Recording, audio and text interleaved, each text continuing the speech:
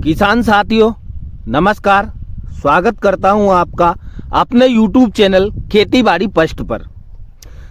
किसान साथियों, गर्मी में हम खेतों की जुताई करने का क्या मतलब होता है। जो हम गर्मी के समय जो फसल काट लेते हैं सर्दी की, और फसल काटने के बाद जब हमारे खेत खाली हो जाते हैं तो उस समय हम ऐसा क्या करें जिससे हमारी पैदावार अच्छी निकले। तो किसान साथियों, इसके लिए हमें गर्मी के समय में खेतों की तैयारी ऐसी करनी चाहिए जिससे जो बारिश का जो सीजन आता है, जो खरीफ ऋतु का जो सीजन आता है, उस समय हमारी फसल अच्छी हो। तो इसके लिए किसान साथियों, हमें कैसे गर्मी में खेतों की तैयारी करना चाहिए। फसलों से अधिक उत्पादन लेने के लिए मृदा की अच्छे से जुताई करना चाहिए। भाई देखो, सीधा सीधा ये मतलब होता है कि हमें जो हम लोग खेती करते हैं, खेती से अच्छा उत्पादन लेने के लिए हमारे खेतों की अच्छे से जुताई करना बहुत ज़्यादा जरूरी होता है। तो गर्मी में जुताई करने से खरपतवारों पर नियंत्रण ले सकते हैं हम लोग। बुआई से पहले खेतों की तैयारी अच्छे से हो जाती है। मृदा की जो संरचना होती है उसमें भी सुधार हो जाता है। मृदा की जल धारण क्षमता भी बढ़ जाती है और खेतों में जो मृदा की वायु संचार की होती है वह भी बढ़ जाती है। क्योंकि अभी आप लोग देख रहे होंगे, मैं इस वीडियो में आपको दिखा रहा हूं जो गर्मी में यह खेतों की अच्छी जुताई कर रखी है। तो ये देखो किस प्रकार से बड़े बड़े ढेले निकल रहे हैं, और इन ढेलों के निकलने से क्या होगा कि इसमें देखो, एक तो जो बारिश का पानी आएगा तो जो बरसात होगी तो वह खेतों में ही भरकर रह जाएगा, और इससे इसकी जल धारण क्षमता में भी सुधार होगा।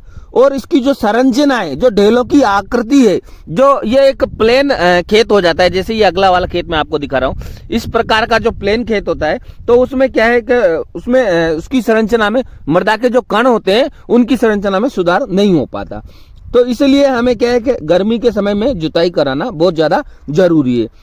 मृदा का बदलाव हो जाता है। बदलाव से बोले तो यह होता है कि जो ऊपर की मिट्टी होती है वह नीचे चली जाती है, और नीचे की मिट्टी होती है वह ऊपर आ जाती है।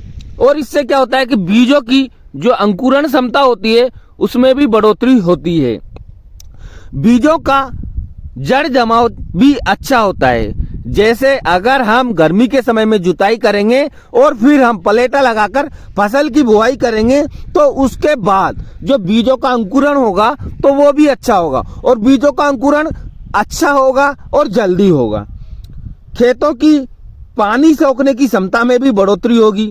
खेतों में जुताई के साथ साथ फसलों के जो अवशेष होते हैं, जैसे अभी अगले खेत में आप देख रहे होंगे, ये फसलों के अवशेष है, ये ऐसे कैसे ही खड़े हुए हैं, तो ये खेतों में मिल जाएंगे और इनसे सड़ गलकर कार्बनिक पदार्थ की मात्रा खेतों में बढ़ जाएगी, जो फसलों की अच्छी पैदावार लेने के लिए बहुत ज्यादा जरूरी होती है।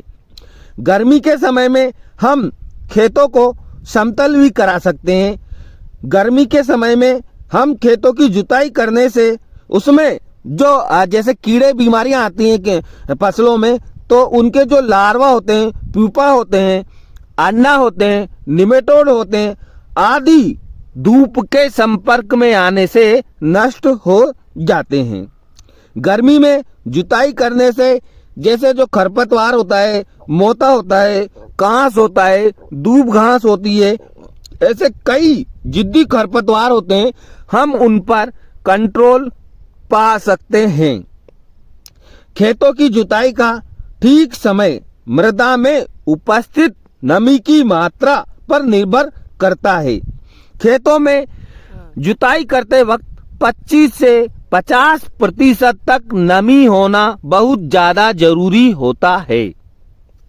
गर्मी की जुताई उस गहराई तक करना बहुत ज्यादा जरूरी है जहां तक फसलों के पौधों की जड़ों के पहुंचने की संभावना होती है। खेतों की ग्रीष्मकालीन जुताई फसल चयन को ध्यान में रखकर करना चाहिए। किसान साथियों, जो गर्मी में हम खेतों की जुताई करते हैं वह हम जो बारिश के सीजन में, खरीफ सीजन में जो फसल की बुआई करेंगे उसके चयन को ध्यान में रखकर ही हमें जुताई करना बहुत ज्यादा जरूरी होता है।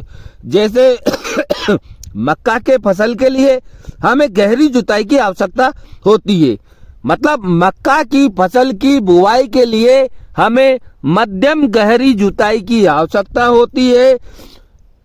उससे मतलब होता है 15 से 20 सेंटीमीटर गहराई तक हमें खेतों की जुताई करना जरूरी होता है।